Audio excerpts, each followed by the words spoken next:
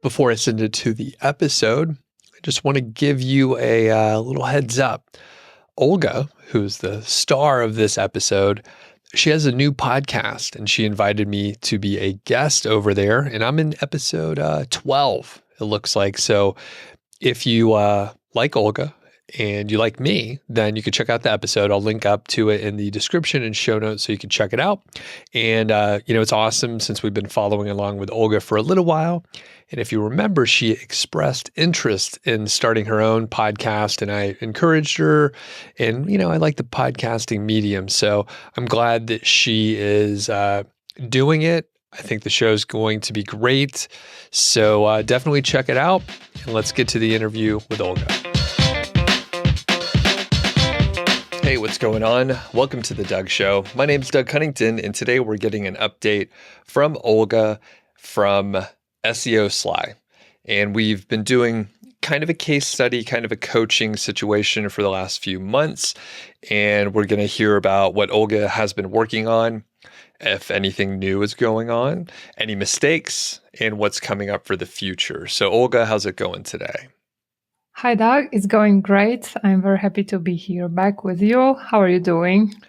Great. Yeah, it's just the day that we're recording. It's a little bit after Thanksgiving, so had a nice few days off and hung out with a lot of friends and, just did a bunch of random stuff. So it was a good weekend. Yeah.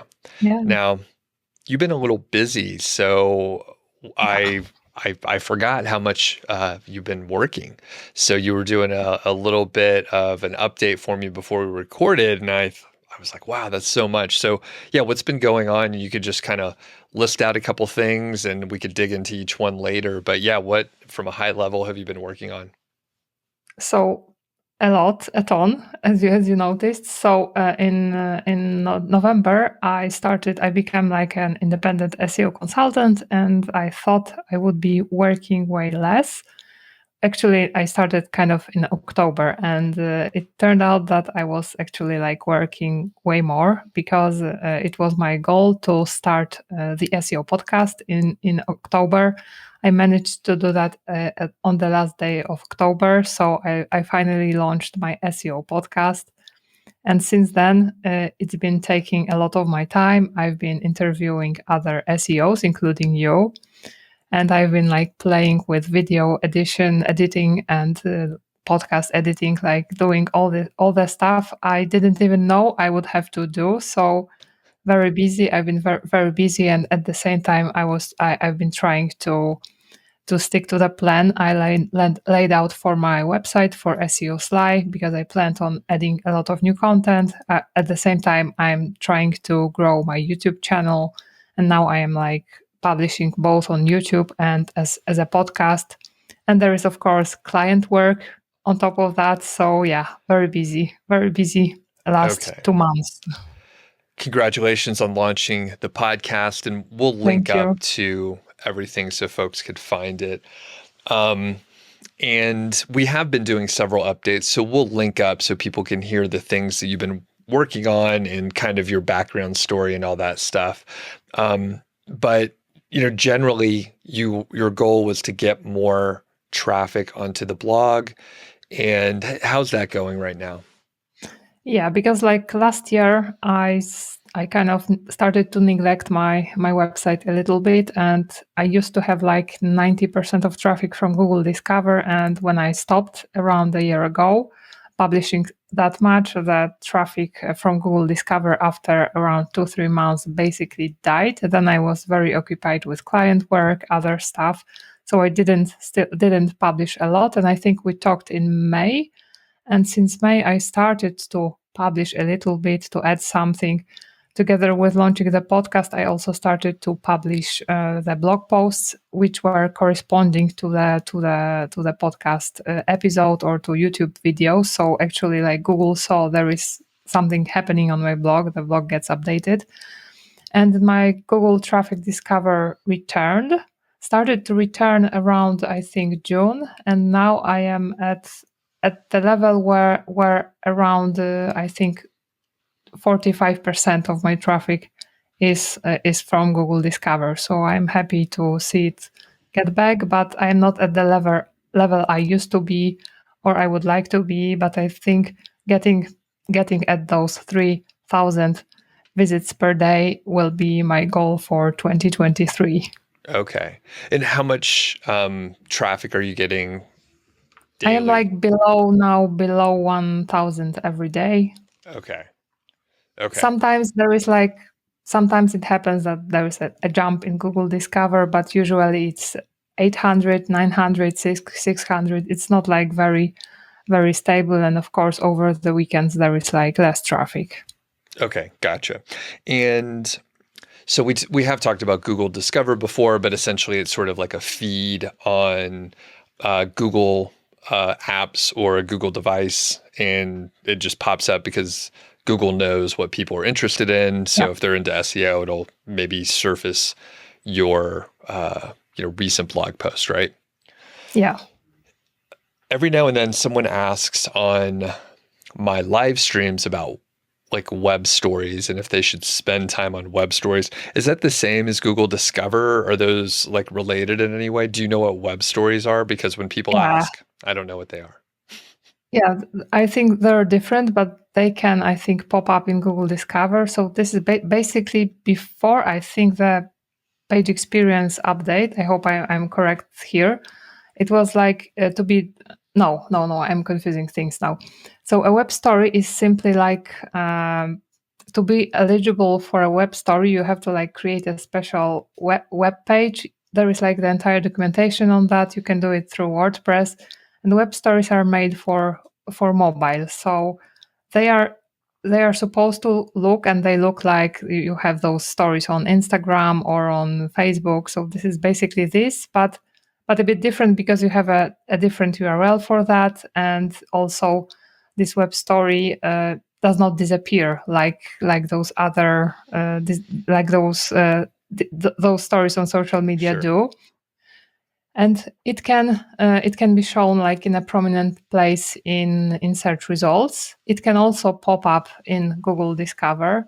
There was a moment when I started to become interested in that. I even started to write a guide about this. I wanted to create those. I wanted to even create like my entire website in the form of those stories. Google at some point was pushing very hard for those web stories, but I think it kind of didn't really like people didn't really fall for that, and I think it is, and I don't think a lot of people are using that.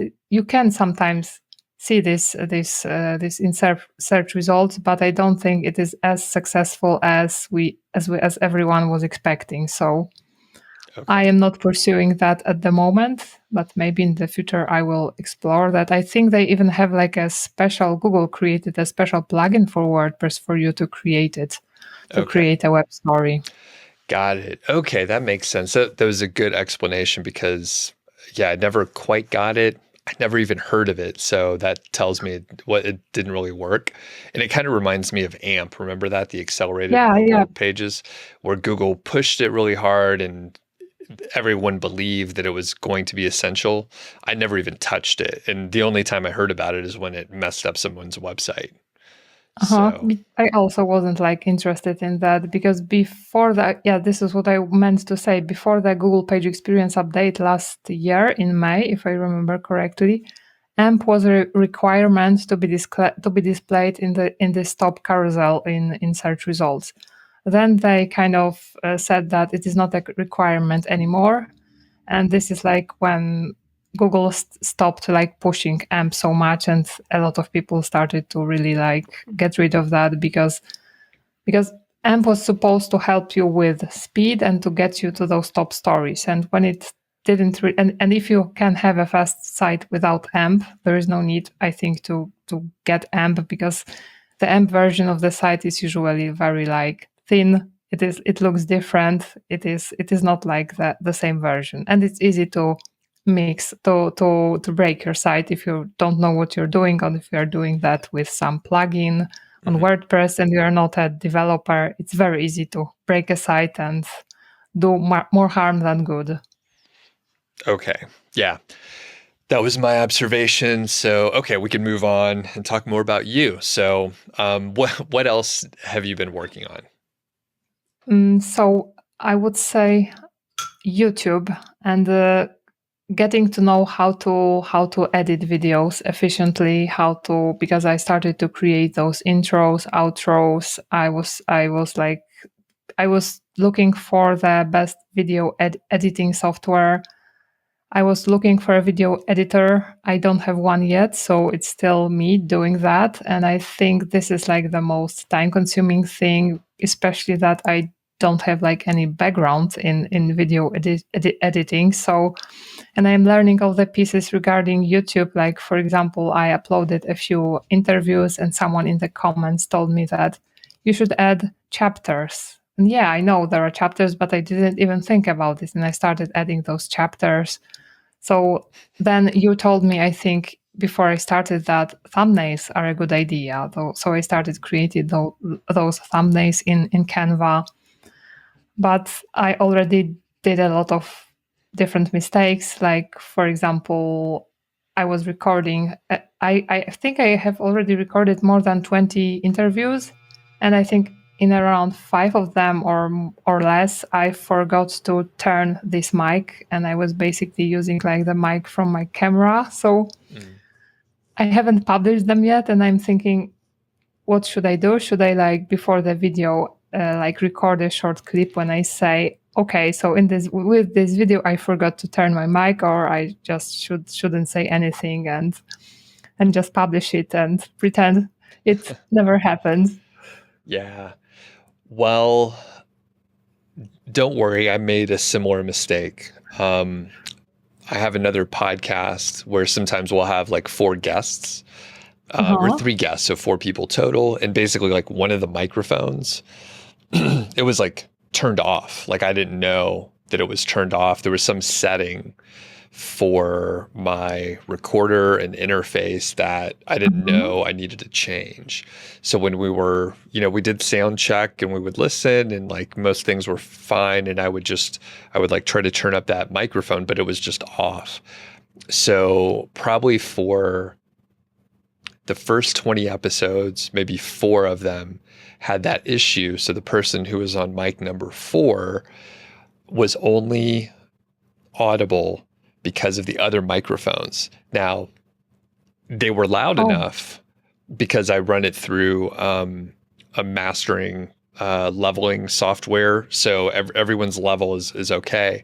But the problem is that microphone number 4, that person, like everything is turned up. So there's like all this background noise, even if it's fairly quiet, but there's like a different sound, like an ambient noise while that person talks. So there were several interviews where I screwed that up, and it was only later that I realized that I need to change a setting. And it's very clear now that I know how to change it. Like when we do the sound check, like everyone can hear each other better. But I just didn't know. So anyway, I didn't know until later. So to your question, should you do a disclaimer? Totally up to you. If you want, like, I think that would make it more like authentic and just say like, hey, the audio is a little rough on this one. I figured it out. And, now I won't make the mistake again. So I would maybe do the little disclaimer because it does make it more personal. Yeah, that's what I was thinking. Yeah, because the interview is very, very valuable, and I don't think I will be able to re-record it the way it was like initially recorded. A lot of great stuff there. So I will simply tell the people that like you have to focus on the content of this interview, not necessarily the audio quality. How bad is it? Is it just a little more echoey? Yeah, kind of. It's not like the totally bad because it wasn't like recorded from my computer default microphone, but from the microphone from my camera. I have no idea why. So I think it's acceptable. It's better than, for example, if I was using like AirPods, I think so. But definitely it does not sound like when I'm using this microphone. Right. Yeah, it's crazy how big of a difference it makes. Like even if there is a little background noise, these microphones, like it really hides it and you don't notice it as much. So yeah, I think we're having the same microphone. Mm-hmm. Yeah, these are great. It's a Shure MV7. Yeah. So you could use it as an and XLR. I think the headphones, we have the same headphones as well. Yep. It's like the Sony Professional, right? Yeah, Yeah. Yeah. It's a the good, same setup. it's a good setup. Yeah. It's what, pros use these, Uh-huh. even us. Yeah, even us. So, okay. Anything else with the podcast? Anything else go wrong? Anything go really well? So when it comes to YouTube, I'm happy because like the subscriptions are slowly but going up. I'm not going to like look at those numbers obsessively, I think for at least a year or two, because like I'm just now focused on releasing at least 3 episodes per week. So I am now at I think 1,000, almost 400 subscribers, which is I think kind of okay, assuming that I started to like really upload content in I think June or July. So I am quite happy with that. When it comes to podcast, I have like a total of 9 episodes at this moment. So I'm halfway through this first sprint, I would say. And I am like, I have a total of, I think, 500 downloads. So it's pretty low still. But with every episode, at least now, there are more downloads. So I hope it's going to get better and better. I'm not sure if I should like create an entirely new separate website for the podcast, because I have one that's kind of a default one from Kajabi, because I'm hosting my podcast on Kajabi. And I adjusted it a little bit, and I'm now thinking whether this page will be enough or whether maybe because I bought a separate domain. I have it. I'm now redirecting it to this default Kajabi kind of website, but I'm still not sure if this is like the right approach. So what are your Okay. thoughts on that? So I'm not really, I don't know. I don't have a strong opinion, but on the podcast side, generally, people go and they subscribe on their app and they almost never look at the website, right? Yeah. So you're a podcast listener, right? So do you ever look at the website? No, I don't think so. I don't even look at podcast notes. Maybe I'm like an exception, but usually I'm just listening or watching. No, you're right. Most people don't look at podcast notes either. So, and you Uh-huh. can, so it can be helpful if you're like, hey, here's a bunch of resources, right? So you could like, lay out the resources. People may check those out. But like I listen to a lot of podcasts. I almost never look at the notes. If I do, I just kind of quickly scroll through. Very rarely, I would say maybe 1 out of 20 or 30 episodes do I actually like click a link in any of the show notes. Uh-huh. And what I've found, especially if you go to like a forum or something, I'm not active in the forums, but like someone will come in, like you and I will go in and we'll say, hey, I have a podcast. Should I do transcriptions? And people in the forum will say, yes, you absolutely should do transcriptions. And then the companies that do the transcriptions, right? Like they definitely will tell you to do transcriptions, but people will say, do the transcriptions. And then you read a little bit more and they're like, I don't listen to podcasts. They're too long. And I just want to read the information. So if you do transcripts for your podcast, then you're like catering to the people that like don't even want to listen to your show. And you're making it convenient for them to read. And me personally, I've only read the transcript of like maybe one episode. And it was one that I listened to before and I needed to reference something. One out of the thousands that I've listened to. So I'll come back to the question there. But the transcripts, I would say don't even worry about stuff like that. The one argument people will say is then you have a chance to rank in Google because there's SEO. Yeah, that's what I wanted to say. Yeah. So maybe there's a chance, but usually, right, if you listen to the transcript of our conversation, which I think is high level and we're getting some good information out, there's all this extra shit, right? It's like false starts. There's a lot of sentence fragments. We don't speak in complete sentences. It's jumpy. So to have something actually valuable as a transcript it would need to be edited down a lot. So we may have an hour-long conversation, which I don't even know how many words that would be, but you probably could edit it down by like 80% and have a good piece of content. But unless you're going to do that, I don't know if it's worthwhile. You're already busy with a podcast, right? So you're like, Yeah. do I have to do something else? So, What was the original question? I forgot. to be honest, I forgot as well, because like another one just popped up to my head, like regarding those transcripts, because like I'm now like I was thinking about this, but then I realized that it doesn't make sense to upload so many words without like really structure. Then I'm now looking for a VA or for someone to help me create a meaningful blog post out of this conversation. We'll see how it goes. But here's my question. What are your thoughts on uploading closed captions to YouTube? Does it really matter? Does it really change anything? Or is it enough if I just set the language and let YouTube do this for me?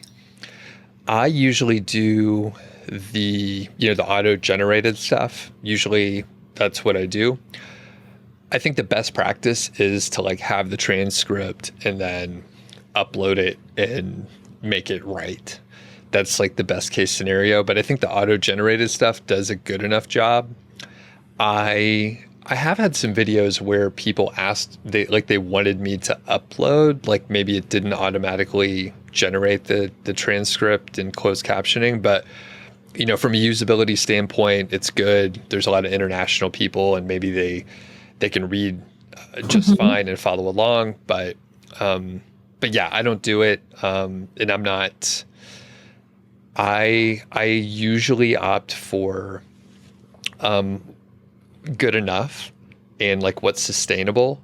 And if I had to do all this extra shit, do a transcript and like get it edited down and then do the closed captioning, like all of a sudden it's a huge amount of work. And I'm like, I don't want to do that.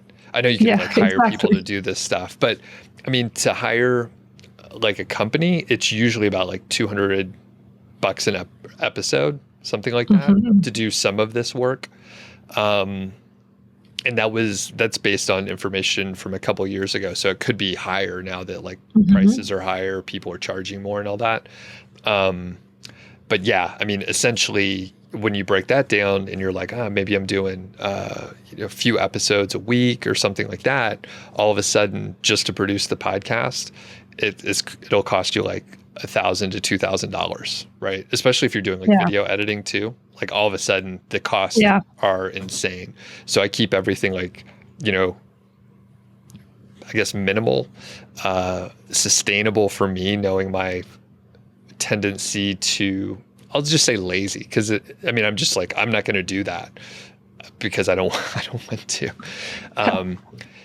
And the other part is sometimes it'll be a super small portion of your audience that is really noisy. So I didn't do the timestamps for a long time on YouTube because generally it would mean people are going to skip around and not watch as much. At some point, something has shifted. I mean, I think my assumption was wrong. So something shifted, I think, in the YouTube algorithm or something. I'll ask you about that in a second. But I realized my long form videos, which I am publishing primarily, they're so long that like people do need a way to, skip around, and I wasn't publishing clips so much. So I started putting the timestamps in, and, people do really like it. At some point, it was like every single episode that I published, people asked for timestamps. So I was like, okay, the audience is big enough there. I'll do it and see how it goes. And what happened was people watched more percentage wise because they were skipping to the parts that they wanted to see. So my assumption was completely wrong. So I tested it and I was like, okay, even though it's costing money to do it, it is helping, and something shifted in the algorithm, I think. So, and that's my question to you. You watch a decent amount of YouTube, right? Have your suggested videos gotten worse in the last 2 months? That's a good question. Maybe. I'm not sure, but maybe go ahead. I'm getting too much, too many music recommendations, which I am not really interested that much because in the past I watched a few like music videos. But generally, yeah, I would say there are like those clips of music that I'm totally not interested in, and I'm not like subscribed to them because like these are recommendations. So in that respect, I would say yes. Okay. How Yeah, about you? have a look with that in mind. And I'm curious, people leave a comment on this video if you Mhm. are watching over there, if you have noticed it too. But what I found was a lot more like general kind of viral videos and a lot of Yeah, games. A lot of games where I'm like, I've never watched a gaming video. I like none of the things that I watch, as far as I could tell, are related to games, and it's maybe like 15% of the videos or 20% are like gaming related, like Minecraft and some other shit, and then again like some viral type videos from like big creators that I see yeah, maybe they have millions of views, and I'm like, I don't care about this. Like I'm trying to yeah, you're watch. right. So And you have seen shorts, a those? lot of shorts, which are like totally irrelevant. Like someone's doing something stupid, and I'm not interested in that types of videos. Right. And I wonder if it's kind of a reaction to like type TikTok Oh, type algorithm where it's just like random stuff, like discoverable stuff where I want to watch like the stuff that I'm interested in on YouTube, and it was a pretty good algorithm. Now it's like a lot of it is I don't want to watch it. So I'm like just getting out of the app and I'm watching like Hulu because I'm like I don't want to watch this uh-huh. anymore. This is dumb. So okay, big tangent, but yeah, have a look and let me know. Let me know because I it's gotten worse, and I could tell like on my channel like views have gone down, and I'm not doing anything Oh, different. Yeah. that's interesting. Yeah. So I think something has shifted, and it made me think about like publishing just more general stuff for like a bigger audience instead of like narrowly focusing on the same stuff that I usually do. So I don't know. I Mhm. may test it out. I don't know.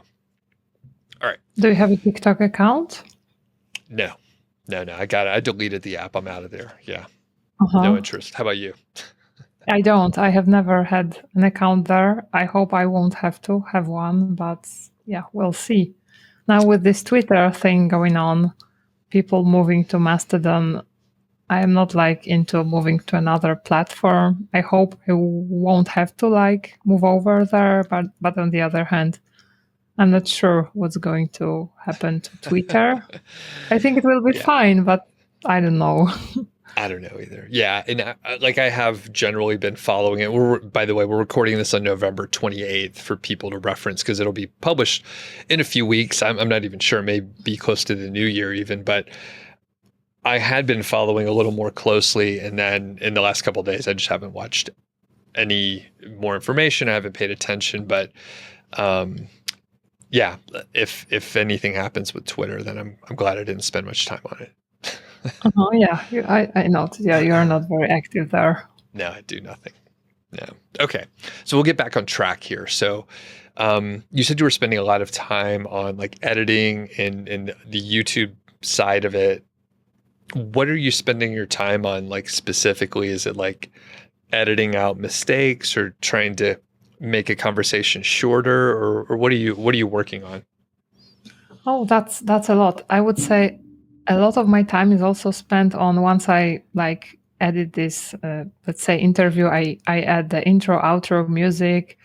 I export it. I upload it to YouTube. Then it's taking me a lot of time to actually like create the title, description, create those chapters, and like for one video I have to like listen to it at a like twice the pace, and it usually takes me about 20-25 minutes to create those chapters.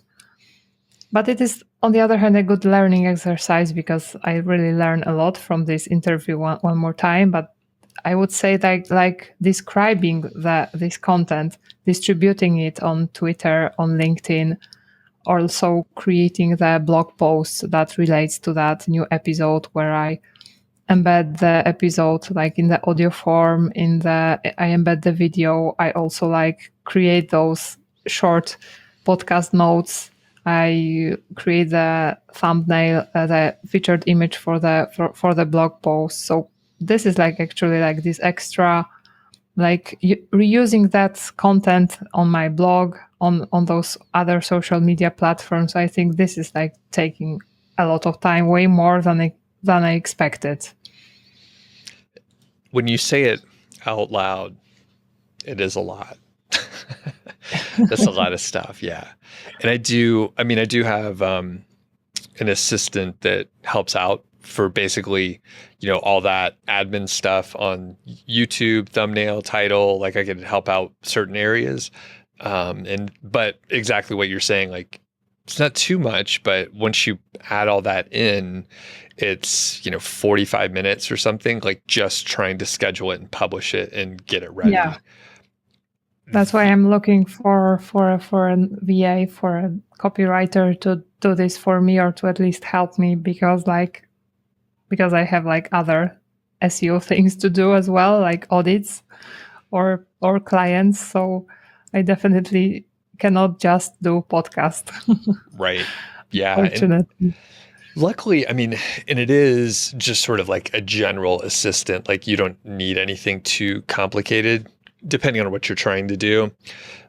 As long as a person can write, like, and communicate at a, basic level, like it should be good enough. But, all the mechanics and stuff of like using YouTube as a, channel manager, or uploading the blog post or whatever you need to do is pretty straightforward, and someone can be trained in, a couple hours, really.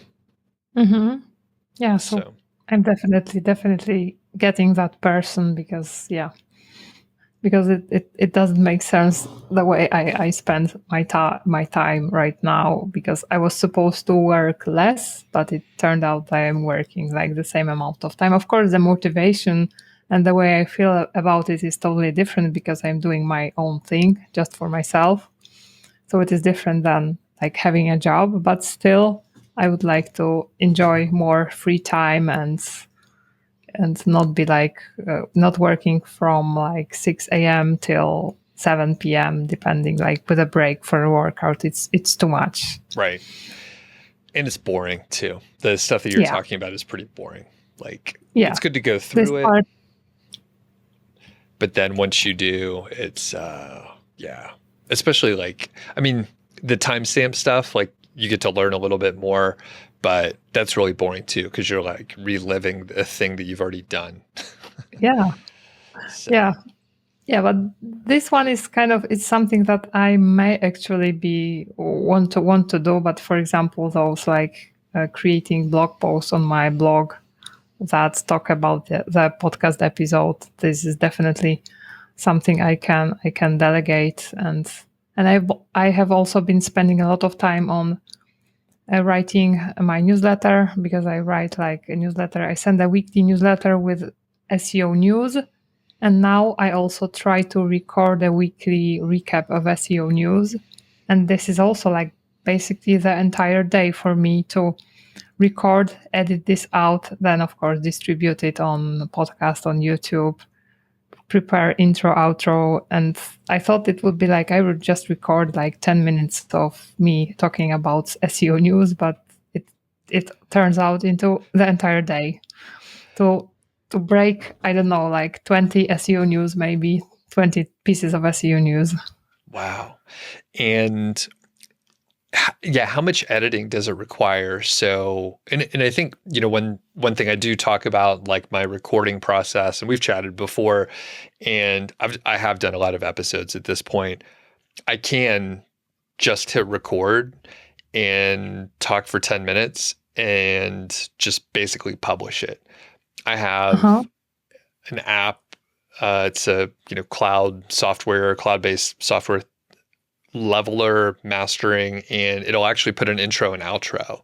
So as long as I can use the same intro and outro, I can record my MP3, upload it there. It'll put the intro and outro.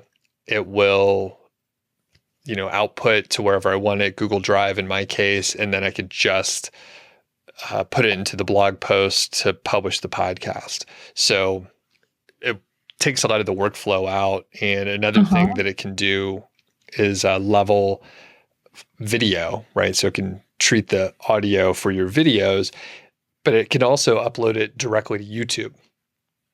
So you don't have to do that. Now you still have to, if you're doing video, you would still need to export it, which takes a long time to render video sometimes, depending on what you're doing. But anyway, I'm curious if you're able to reduce some of the editing time by not making mistakes, or it depends on what you have to do. But yeah. So when it comes to my expert interviews, usually I don't record anything, don't edit out almost anything. I just maybe adjust the ending and the beginning. But when I, for example, record news or record some shorter videos when I talk about something, then I usually have a lot of things to edit out. For example, I noticed that I very often say and I really don't like it. And when I watch the video the second, the third time, and I hear myself saying then I do my best to edit every instance of it. And sometimes 4 minutes turns into 40 minutes for me to edit everything out. So I hope I will try to get rid of that habit, and I won't have to do so much editing, but I'm still I would say very new to that, very new to camera, because last year I would never even think about publishing a video, recording myself or watching myself on the video. I hated looking at myself on video or listening to myself. So it is getting better, but there's still a long way to go. And I already did a lot of mistakes, like the one I shared with you, or the other one I did with a live recording. So I planned the live, I advertised it, invited people to my live event, which is happening tomorrow, but it doesn't matter because we are in the future now. Yep. And I realized that I did not connect this live event to my streaming software. So basically I have to create a new event, which is already connected.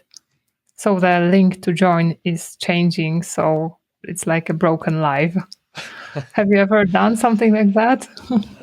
Not specifically. I've certainly put the wrong link in somewhere sometime.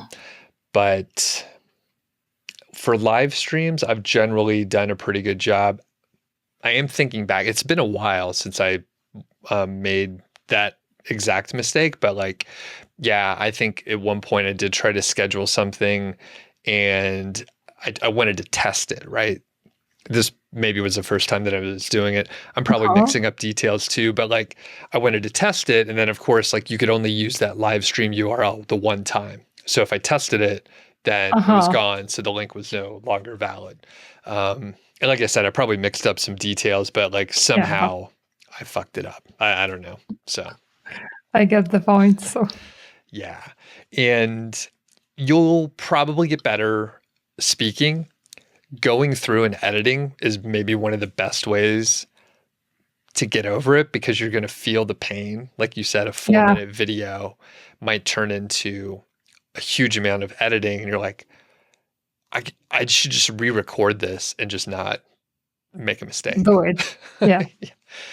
Even if you tried it 10 times, right? If you did it 10 times, it's maybe the same amount of time. Just don't make mistakes. It's really hard to do. Yeah. And that's why I'm still kind of willing to do this video editing, because I know that I know that I should be doing it at least at the beginning to really kind of know what I'm really expecting, what I want. I once had a video editor do a test video for me. And this is interesting because I told him to remove all those weird sounds I am making, and he sent the video back to me. I listened to that, and all those noises were there, and he actually didn't notice them. So maybe it is like just me. I'm like super sensitive. Maybe it's not that horrible, but still, I think there is a lot of room for improvement. It sounds like he didn't want to do the work. That's what it Maybe sounds like to me. He just said, "Oh, it's great. I don't want to it's spend, great. 8 hours doing this." One piece of software to check out maybe is called Descript. Have you heard of it? I don't think so. I think I might have an affiliate link, so I'll look it up. But Send basically, it to me. it can be video and audio editing software, but it does a transcript, right? So it does a Oh, transcript, and you have the ability to edit the video and audio based on the transcript. oh, So you can that's just nice. read it and then say, "Oh, I want to take out this section." And it can take out filler words for you because it can obviously see when you say or like or any other filler Huh? phrase, and it can just edit those out automatically. It Send takes me the link. okay. I used it a little bit because I did an interview for my other show. We had two guests and they're really well spoken in person. When we were recording, it was a nightmare. And I could tell when we were doing the recording. When I used a script, it said they had something like 1,000 filler words in Oh, an hour and 20-minute interview. So it sounded terrible. So I knew I couldn't publish it as it was. And I also wasn't going to edit it myself. So Descript, basically did the transcript in a couple minutes or whatever it takes. And then I said, remove the filler words. And then it edited the video. The audio was good.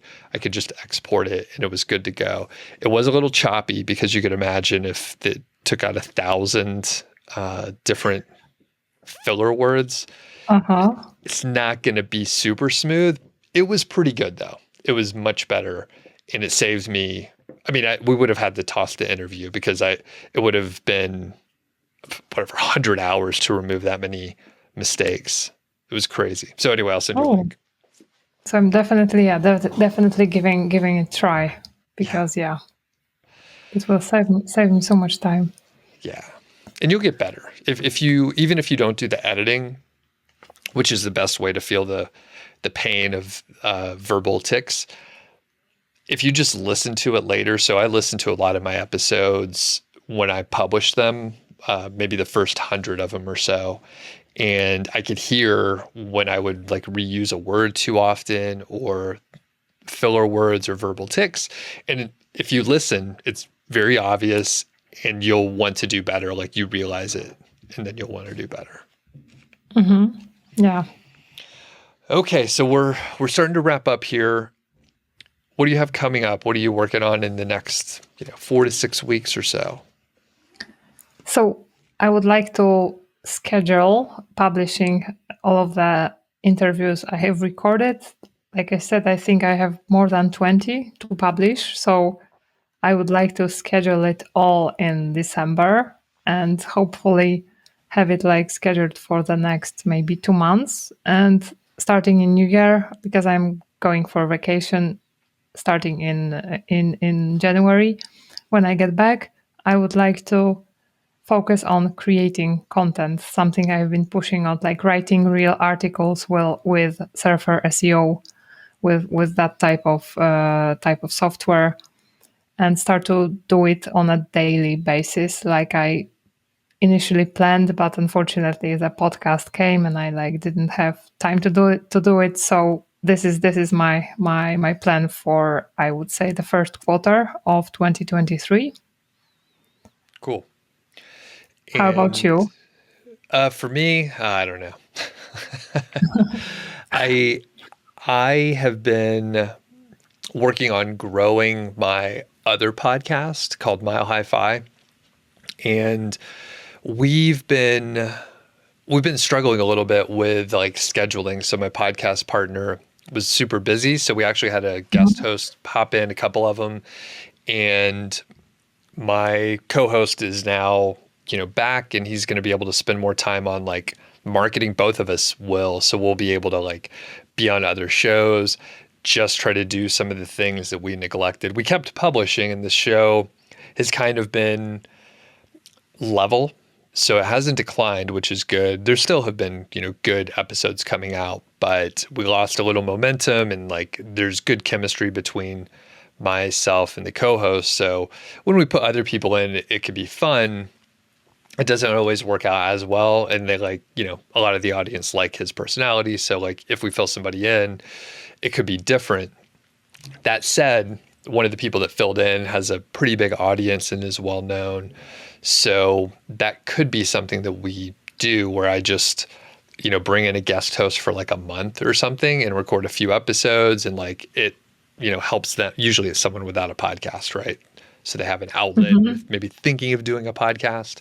So that may be something to look at. And then otherwise, I'm not really sure. I have a leisurely, amount of work that I do usually, and it's a good sort of holding pattern. But yeah, so I'm not sure. I usually don't do like big annual plans or anything like that, especially the last couple of years. That's Seems nice. boring, lazy, like I said. All right. Well, where should people find you? So I would say my website, seosly.com, and I am on YouTube, SEO Olga Zarzeczna, SEO I think, Twitter, assuming it's still there, and of course, SEO podcast by SEO on all the most important, most popular podcasting platforms. So that's where you can find me. Awesome. Yeah, we'll link up to all of that so people can find it easily. And thanks, Olga. We'll get an update, maybe when you're back from vacation, I guess. Yeah, thank you, Doug. It was fun.